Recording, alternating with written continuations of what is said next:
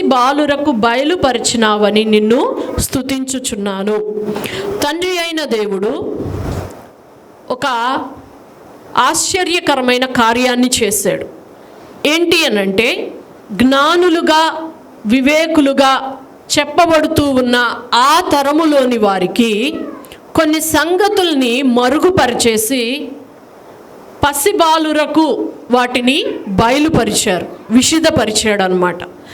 అలా చెయ్యడం అనేది తండ్రి అయిన దేవుని దృష్టికి అనుకూలంగా ఉందనియు, అలా చేసినందుకు తండ్రి అయిన దేవుణ్ణి యేసు ప్రభుల వారు స్తుతించడము మహిమపరచడం కూడా మనము చూస్తూ ఉన్నామండి. హల్లెలూయా. అంటే జ్ఞానం కలిగిన వారికి వివేకులకు కూడా అర్థం కాని విషయాలు పసిబాలురకు చంటి పిల్లలకు అర్థమవుతున్నాయని, అలా అర్థమయ్యేటట్లు చెయ్యడం దేవుని చిత్తం, దేవుని సంకల్పం, ఆయనకిష్టమైన పని అన్న విషయాన్ని మనం ఇక్కడ అర్థం చేసుకోవాలండి. ఇక్కడ అసలు ఈ కాంటెక్స్ట్ మొత్తం కూడా చూస్తే బాప్తిస్మం ఇచ్చి యోహాను గురించి చెప్తారు. బాప్తిస్మం ఇచ్చి యోహానును సామాన్య ప్రజలు అంగీకరించారు, కానీ జ్ఞానులుగా వివేకులుగా ధర్మశాస్త్రోపదేశకులుగా చెప్పబడుతున్న వారు మాత్రము ఆయన్ని అంగీకరించలేదు. దేవుడు ఒక చోట అంటాడు, యోహానును వాళ్ళు అంగీకరించకుండా తమ విషయమై దేవుని సంకల్పమును వారు నిరాకరించారు అని అంటాడు. అంటే యోహాను దగ్గరకు వచ్చి ఆయన చెప్పిన మాటను నమ్మి మారు మనస్సు పొంది పశ్చాత్తాపపడి బాప్తిస్మం పొందడం అనేది సామాన్య ప్రజలు చేశారు, కానీ జ్ఞానులుగా వివేకులుగా చెప్పబడుతూ ఉన్న పరిసయ్యులు, శాస్త్రులు, ధర్మశాస్త్రోపదేశకులు మాత్రం ఆ పని చేయలేదు. అలాగుననే విస్తారమైన అద్భుతాలు చూశారు. కొరాజీను, బెత్సాయిదా వాళ్ళందరూ కూడాను, కపెర్నహూము వాళ్ళు, కానీ వాళ్ళు మారు మనస్సు పొందలేదు. ఇవన్నీ కూడా దేవుడు గమనిస్తూ చూస్తూ ఏమంటున్నాడు అనంటే, జ్ఞానులకు వివేకులకేమో సంగతులు మరుగుపరచబడ్డాయి, పసిబాలులకేమో సంగతులు విశుద్ధపరచబడ్డాయి అని. ఒక మాట అండి, జ్ఞానము వివేకము ఎలా కలుగుతుంది ఒక మనిషికి? దేవుడి వలననే కలుగుతుంది కదా.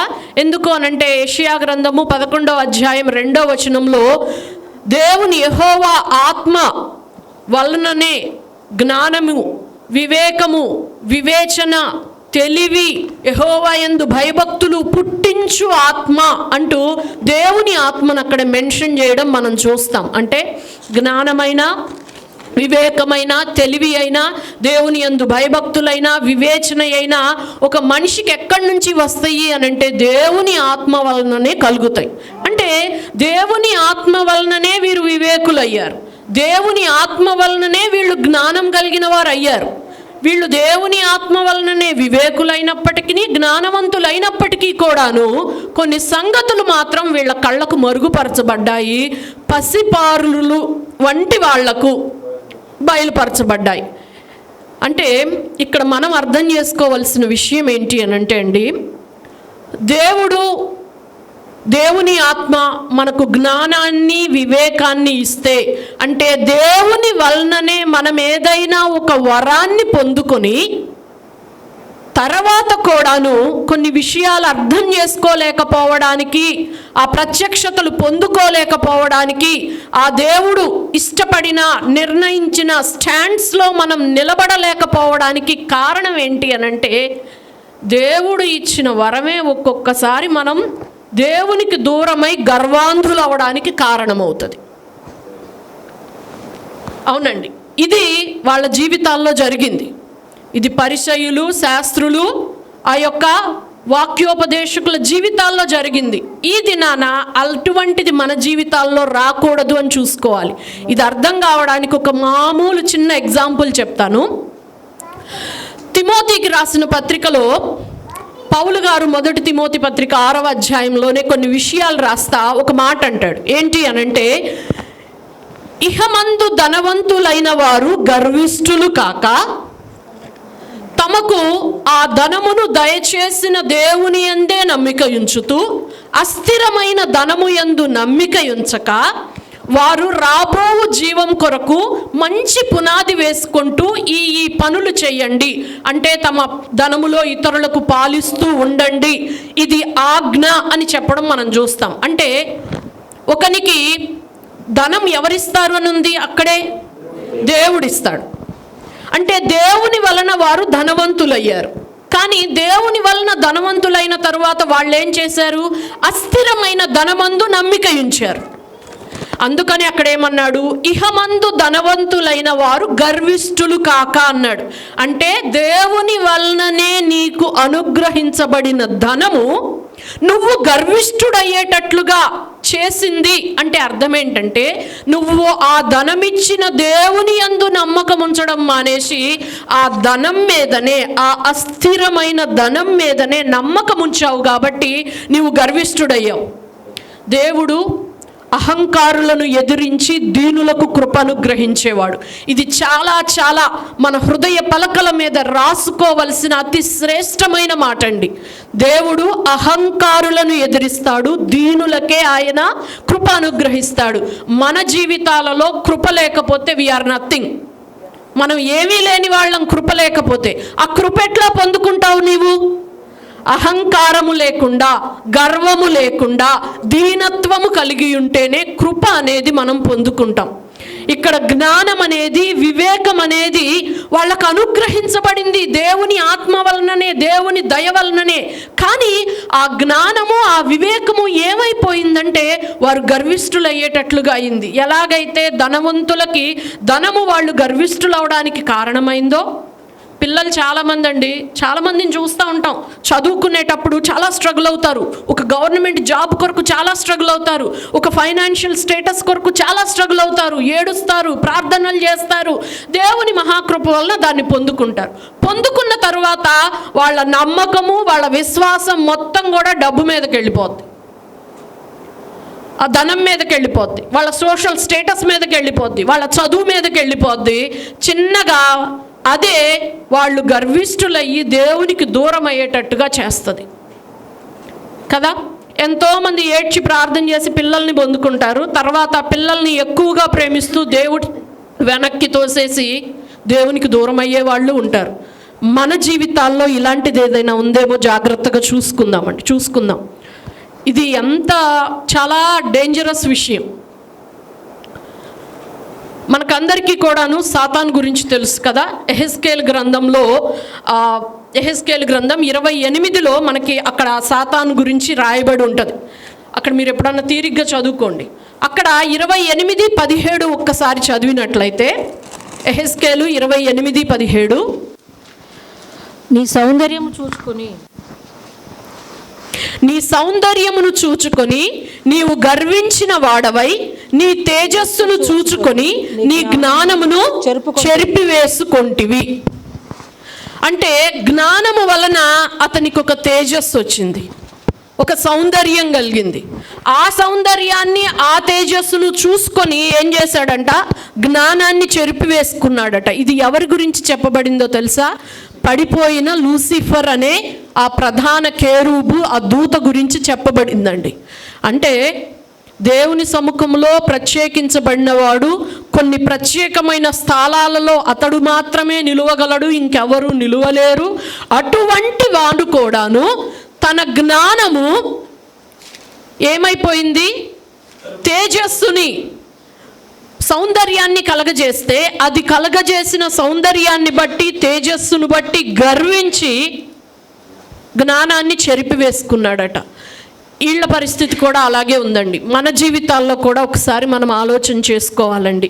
అహంకారానికి ముందు, పడిపోవడానికి ముందు గర్వమైన మనస్సు నడుస్తుందండి. కాబట్టి ఘనతకు ముందు వినయం ఉంటుంది కదా. కాబట్టి ఈ దినాన ఆ పసిబాలురు అంటే మనకి యేసుప్రభుల వారు ఒక్కసారి ఏమంటారు, ఎవడైతే మార్పు నొంది చిన్న బిడ్డల వంటి వారు అవుతారో వారిదే పరలోక రాజ్యం అంట. అక్కడతో ఆగిపోకుండా మళ్ళా ఆ 2 వచనాలు, ఆ మత్తయి సువార్త 18లో 2 వచనాలు కిందకు రాగానే అంటారు, ఎవరైతే ఈ చిన్న పిల్లవాని వలె తనను తాను తగ్గించుకుంటాడో వాడు పరలోకంలో గొప్పవాడవుతాడు అని అంటాడు. హల్లెలూయా. అంటే చిన్న పిల్లలలో దేవుడు చెప్తూ ఉన్న క్వాలిటీ ఏంటంటే తనను తాను తగ్గించుకొనడం, దీనత్వం కలిగి ఉండడం, ఆ యొక్క సాత్వికమైన దీనమైన మనస్సు కలిగి ఉండడం. అంటే మనము ఏ వరాలు పొందుకున్నా, మనం ఎలాగున్నా సరే, మన జీవితంలో దీనత్వము లేకపోతే, ఆ సాత్వికత లేకపోతే, ఆ తగ్గింపు అనేది లేకపోతే గనక మనం కూడా పడిపోతాం. మనల్ని నిలబెట్టేది, దేవుని సన్నిధిలో బలపరిచేది మొత్తము కూడా దీన మనస్సు కలిగి ఉండడం, మనల్ని మనం తగ్గించుకోవడం. ఇదేనండి అసలు ఒకడు తనను తాను తగ్గించుకుంటున్నాడు అనేది ఎప్పుడు అర్థం కాదు. అన్నీ బాగానే ఉంటే అందరూ కూడాను తగ్గించుకున్నట్టుగానే కనపడతారు. కానీ కొన్ని సిచ్యుయేషన్సే తెలియజేస్తాయి ఒక మనిషి ఎంత తగ్గించుకుంటాడు అనేది, అతనిలో నిజంగా దీనత్వము సాత్వికత ఉందా లేదా అనేది కదండి. ఇక్కడ మనం ఈ విషయాన్ని గుర్తుపెట్టుకోవాలండి. ఇంకొకటి, తండ్రి ఎవరికి, తండ్రిని అర్థం చేసుకోవాలంటే కుమారుడే బయలుపరిస్తే తప్ప తండ్రి ఎవరికి అర్థం కాడు. ఇది ఇక్కడ యేసుప్రభుల వారు చెప్పాడు. అసలు కుమారుడు ఎవరో తండ్రి చెప్తేనే కానీ మనుషులకు ఎవరికి అర్థం కాదు. అసలు తండ్రి ఏంటో అర్థం అవ్వాలంటే కుమారుడు చెప్తేనే కానీ, కుమారుడు ఎవరికి బయలుపరుస్తాడో వాళ్ళు మాత్రమే తండ్రిని అర్థం చేసుకోగలరు కదండి. అంటే ఇక్కడ మనం చాలాసార్లు మన జీవితంలో దేవుని మహాకృపను బట్టి మన సంఘ బిడ్డలకు వేయబడిన పునాది ఏంటి అనంటే, దేవుణ్ణి నమ్ముకుంటే పెళ్ళి అవుతుంది, పిల్లలు కలుగుతారు, దేవుణ్ణి నమ్ముకుంటే కలిసి వస్తుంది, ఇలాంటి ఫౌండేషన్ మనకు లేదు. దేవుని మహాకృపను బట్టి మనకున్న ఫౌండేషన్ అంతా కూడా నిత్య జీవాన్ని గూర్చే ఉంది కదండి. మనం ఏది ఏమైనా సరే మనం నిత్య జీవాన్ని స్వతంత్రించుకోవాలని, ఆయన రాజ్యంలోనికి ప్రవేశించాలని, ఆ మహిమలోకి వెళ్ళాలి అన్నదే మన ఫౌండేషన్, మన యొక్క. అయితే ఒక మాట, యోహాను సువార్త 17వ అధ్యాయం 1వ వచనాన్ని ఎవరన్నా చదివినట్లయితే, యోహాను సువార్త 17వ అధ్యాయం 1వ వచనం. యేసు ఈ మాటలు చెప్పి ఆకాశము వైపు కన్నులెత్తి ఇట్లనెను, తండ్రి, నా గడియ వచ్చి ఉన్నది, నీ కుమారుడు నిన్ను మహిమపరచునట్లు నీ కుమారుని మహిమపరచుము. చదవండి. నీవు నీ కుమారునికి ఇచ్చిన వారికందరికి ఆయన నిత్య జీవము అనుగ్రహించినట్లు సర్వ శరీరుల మీదను ఆయనకు అధికారం ఇచ్చితివి. ఇంకా చదవండి. అద్వితీయ సత్యదేవుడమైన నిన్నును నీవు పంపిన యేసుక్రీస్తును ఎరుగుటయే నిత్య జీవము. చాలండి. ఇక్కడ నిత్య జీవం అన్నదానికి ఏమంటున్నాడు? అద్వితీయ సత్యదేవుడవైన నిన్నును నీవు పంపిన యేసుక్రీస్తును ఎరుగుటయే నిత్య జీవం. నిత్య జీవం అంటే ఏంటి? డైరెక్ట్ డెఫినిషన్ బైబిల్లో ఇచ్చేసేసారు. నిత్య జీవం అంటే ఏంటి అని అంటే, మనం చచ్చిపోయినాక యుగ యుగాలు తరతరాలు క్రీస్తులో ఉండడం నిత్య జీవం. అవును, దాన్ని నిత్య జీవం అంటారు. కానీ బైబిల్లో యేసు తన నోటితో చెప్పిన ఒక డెఫినిషన్ నిత్య జీవానికి ఏంటి అని అంటే, అద్వితీయ సత్యదేవుడైన తండ్రిని ఎరగడం, ఆయన పంపించిన కుమారుణ్ణి ఎరగడమే నిత్య జీవం. అంటే నీవు భూమి మీద సశరీరుడుగా ఉన్నప్పుడే నీవు ఎంతగా దేవుణ్ణి ఎరుగుతావో, ఎంతగా దేవుణ్ణి నీలో ప్రత్యక్షత కలిగి ఉంటావో, అంతగా నీవు నిత్య జీవంలోనికి ప్రవేశిస్తావు. అంతగా మన జీవితాలలో విశ్రాంతి దొరుకుతుందండి. హల్లెలూయా, హల్లెలూయా. ఇది ఈ దినాన మనం అర్థం చేసుకోవాల్సిన విషయం. మరి ఎంతగా తండ్రి అయిన దేవుణ్ణి ఎరగాలో, ఎంతగా యేసుప్రభుని ఎరగాలో అంత ఎరుగుతూ ఉంటుంటే మనం నిత్య జీవంలోనికి అంతగా ప్రవేశిస్తాము అని చెప్పబడతా ఉంది కదా. మరి ఎలా ఎరుగుతాం? నీ సొంత ప్రయత్నంతో, నీ సొంత బలముతో, నీ సొంత జ్ఞానముతో, నీ సొంత శక్తితో, వివేకముతో జరగదు. అది తండ్రి అయిన దేవుడు బయలుపరిస్తేనే యేసుప్రభు ఏంటో అర్థమవుతాడు. యేసుప్రభు బయలుపరిస్తేనే తండ్రి అయిన దేవుడు ఏంటో అర్థమవుతాడు. ఈ రెండు జరగాలి అంటే ఏం జరగాలి మనలో అంటే తగ్గింపు రావాలి. ఎందుకు అనంటే నీ జ్ఞానము నీ వివేకము పనికిరాదు. నీ జ్ఞానము వివేకము దేవుడే నీకు అనుగ్రహించినా సరే. ఎందుకంటే అండి చాలాసార్లు మనం గమనిస్తూ ఉంటాం కదా, బైబిల్ వాక్యం చదివేటప్పుడు పాపం కొంతమంది ఎంతో చదువుతారు కానీ చాలా కొంచెమే అర్థమవుతుంది. కొంతమంది 1-2 సార్లకి చాలా ఎక్కువగా అర్థం చేసుకోగలుగుతారు కదా. ఇది జరుగుతుంది. అది దేవుని కృప వలన నీవు పొందుకున్నావు. కానీ నీకు ఎంత తగ్గింపు ఉంటుందో, నీకు ఎంత దీనత్వం ఉంటుందో, ఎంతగా నిన్ను నీవు తగ్గించుకుంటావో అప్పుడు నిజమైన ప్రత్యక్షత అనేది నీ మైండ్లో కాదు, నీ హృదయంలో కలుగుతుంది. హల్లెలూయా. నీవు ఆ ప్రత్యక్షతను పొందుకున్నా ఉన్నప్పుడు తండ్రి అయిన దేవుడు నీకు అర్థమవుతాడు, యేసు ప్రభుల వారు నీకు అర్థమవుతారు. నీవు అంతగా నిత్య జీవంలోనికి భూమి మీద ఉన్నప్పుడే అనుభవించగలుగుతావు, ప్రవేశించగలుగుతావు. నీవు ఆ విశ్రాంతిని కూడా పొందుకోగలుగుతావు. హల్లెలూయా. ఇక్కడ అదే వచనాలు మనం కిందకు చూస్తే, ప్రయాసపడి భారము మోసుకొనుచున్న సమస్త జనులారా నా యొద్దకు రండి, నేను మీకు విశ్రాంతిని కలుగజేస్తాను అంట. మీరు నా యొద్ద, నేను సాత్వికుడను దీన మనస్కుడను గనుక మీరు నా యొద్ద నేర్చుకొనండి, నా కాడి మీ మీద పెట్టుకొనండి, మీ ప్రాణములకు అప్పుడు విశ్రాంతి దొరుకుతుంది అని దేవుడు చెప్పడం మనం చూస్తామండి. ప్రయాసపడి భారము మోసుకొనుచున్న సమస్త జనులారా నా యొద్దకు రండి అన్నాడు. భారం మోస్తున్న వాడికే విలువ తెలుస్తుంది. దేంది? భారం దిగిపోతే ఎంత బాగుంటుందో. ఎండలు మండిపోతా ఉన్నప్పుడు, దాహం అవుతా ఉన్నప్పుడు, ప్రాణం నీళ్ల కొరకు తప్పించిపోతా ఉన్నప్పుడు ఇన్ని చల్ల నీళ్లు దొరికితే అప్పుడు అర్థమవుతుంది దాహం ఎంత కష్టంగా ఉంటుందో, ఇన్ని చల్ల నీళ్లు ఎంత మంచిగా ఉంటాయో అని. చక్కగా ఏసీ రూమ్లో కూర్చొని చక్కగా చల్ల నీళ్లు ఎప్పుడూ దొరికే ఇది ఉండి పెద్దగా అసలు దాహమే లేనప్పుడు ఆ మంచినీళ్ళ విలువ మనకు అర్థం కాదు కదండి. అలాగుననే ఒక మనిషికి నిజమైన విశ్రాంతి అనేది ఎప్పుడు అర్థమవుతుంది అనంటే వాడికి భారం అన్నది తెలిస్తేనే. అందుకే పాప భారం అనుభవంలో ఉన్నవానికి మాత్రమే యేసుక్రీస్తు వల్ల దొరికే పాప క్షమాపణ, విమోచన యొక్క విలువ అర్థమవుతుంది. లేకపోతే నువ్వు 100 చెప్పినా వానికి ఏమీ అర్థం కాదు. అంతే. అలాగుననే ఇంకా భారాల గురించి చూస్తే అండి, యేసుప్రభుల వారు ఒక చోట అంటాడు, పరిసయ్యుల గురించి, ధర్మశాస్త్రోపదేశకుల గురించి, మీరు మనుష్యుల మీద ఎన్నో భారాలను కట్టి వాళ్ళ మీద పెడుతున్నారు, కానీ ఒక్క వేలుతోనైనా మీరు వాళ్ళకు సహాయం చేయటం లేదంటారు. అంటే ధర్మశాస్త్ర సంబంధమైన ఆచారాలు, వ్యవహారాలు, క్రియలు అనేవి ఒక కట్టలా కట్టి మోయలేని బరువుల్లాగా చేసి వాటిని మనుష్యుల మీద పెట్టి వాటిని చెయ్యడమే భక్తి అని చెప్తూ ఉంటే దాని కింద నలిగిపోతున్న వాళ్ళను కూడా దేవుడు పిలుస్తూ ఉన్నాడు, నేను మీకు విశ్రాంతిని కలగజేస్తాను రమ్మని. హల్లెలూయా, హల్లెలూయా. అవునండి, మనం చెప్పులు లేకుండా పాదాలు అరిగిపోయేటట్టు వెళ్తేనే మనకి దేవుడు దొరుకుతారన్నది లేదు కదండి. పాదహరే పాపహరే అంటారు. అంటే పాదాలు ఎంత అరిగితే పాపాలు అంత పోతాయి అంటారు. మనకు అట్లాంటిది ఏమీ లేదు కదండి. ఎన్నో యాగాలు, యజ్ఞాలు ఏమీ లేవు. ఇంకా ధర్మశాస్త్ర సంబంధమైన క్రియల వలన ఏ మనిషి కూడా దేవుని ఎదుట నీతిమంతుడిగా చేయబడడు కదండి.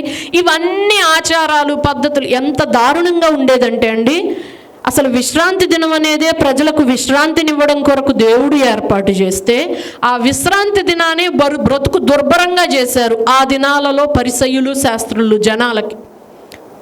యేసుప్రభుల వారు జీవనోపాధికి సంబంధించిన ఏ పని చేయొద్దని చెప్పారు, కానీ ఈ మధ్యలో వచ్చిన బోధకులందరూ కూడా దాని మీద లేనిపోనివన్నీ కూడా చేసుకుంటా వచ్చేసేసి దాన్ని దుర్భరం చేసేసారు. నువ్వు ఇంతకంటే నడవకూడదు విశ్రాంతి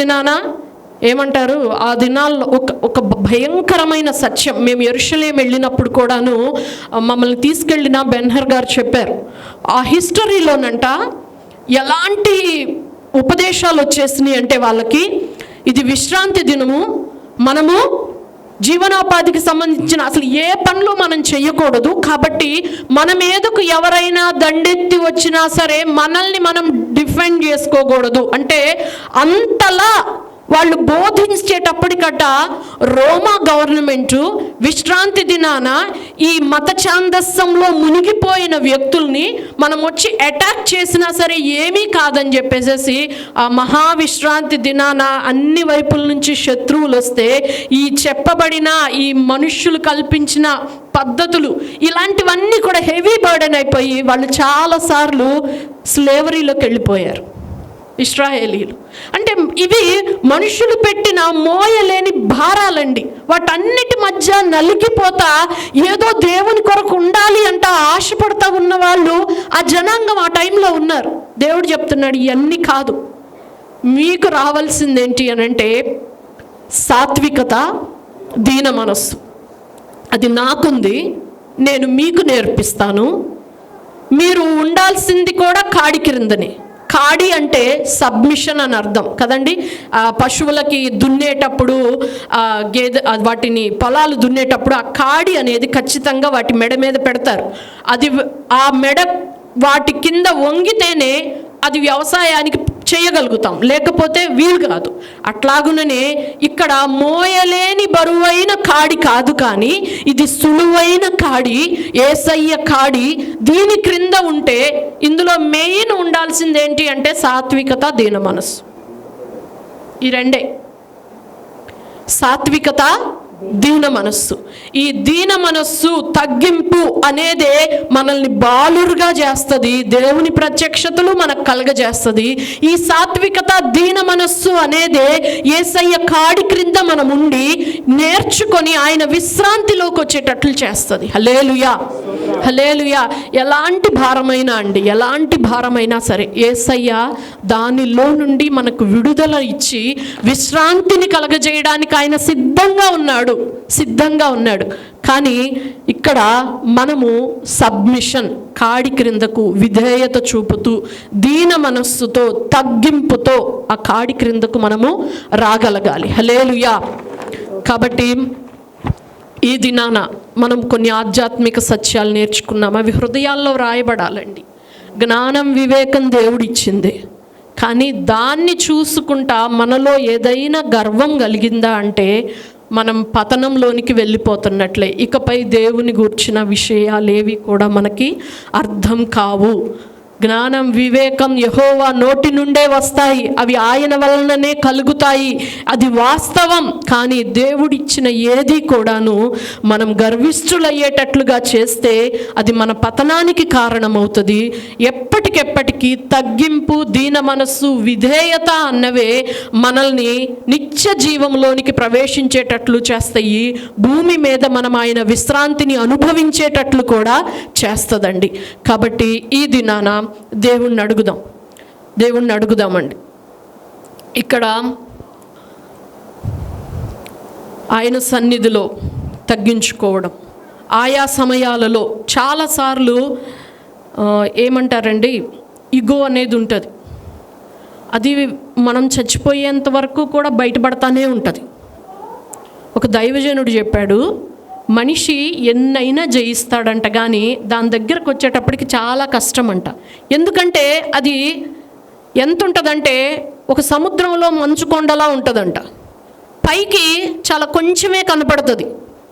మనకి టైటానిక్ షిప్ తెలుసు కదా, ఒక చిన్న ఐస్ గడ్డలాగా పైకి ఉంది, కానీ గుద్దితే టైటానిక్ షిప్పే మొత్తం ఇదైపోయి మునిగిపోయింది. అలాగే ఆ మనిషిలో ఉండే ఆ గర్వం అనేది, ఆ అహంకారం అనేది చాలా కొంచెంగానే పైకి కనపడుతుందండి, అడుగున చాలా ఎక్కువ ఉంటుంది. మరట పైకి కనిపించిన దాన్ని తగ్గించుకొని దేవుని వాక్యం చేత, దేవుని ఆత్మ చేత కనిపిస్తున్న దాన్ని కట్ చేయగానే ఇక ఏమీ లేదన్న ఫీలింగ్ వస్తుంది. కానీ అడుగును చాలా ఉంటుంది.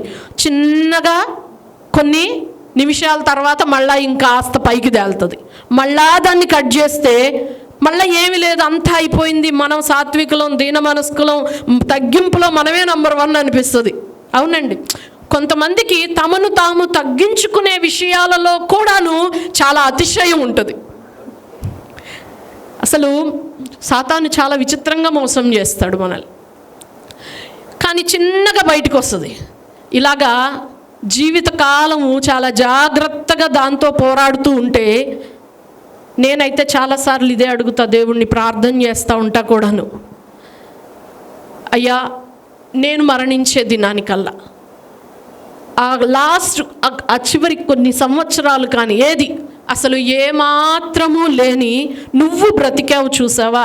ఇప్పుడు యేసయ్యకి ఆయనకి సొంతంగా ఏదీ లేదు కదండి.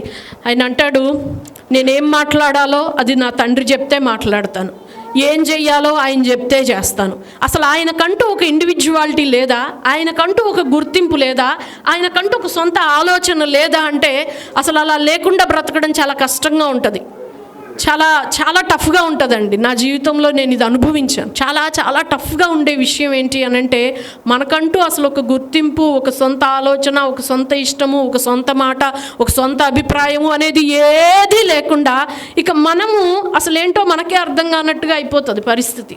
కానీ యేసయ్య 100% భూమి మీద ఆత్మ ఎలా నడిపిస్తే అలా నడుచుకుంటా తన స్వచిత్తం అన్నది లేకుండా బ్రతికాడు. నేను దేవుని సన్నిధిలో అదే ప్రార్థన చేస్తాయ్యా, నా బ్రతుకు దినాలలో కొద్ది రోజులైనా, కొద్ది నెలలైనా, నీ చిత్తమైతే కొద్ది సంవత్సరాలైనా అసలు సొంత ఆలోచన, సొంత ఇష్టము, సొంత ఎమోషన్స్ అనేవి లేకుండా 100% ఆత్మ ఎలా నడిపిస్తే అలాగున, ఆత్మ ఎలాగున ఏం మాట్లాడమంటే అది, ఏది చెయ్యమంటే అది అలా చేసే కొద్ది సమయమైనా నా జీవితంలో నాకు దయచేయి అని నేను ప్రార్థన చేస్తానండి.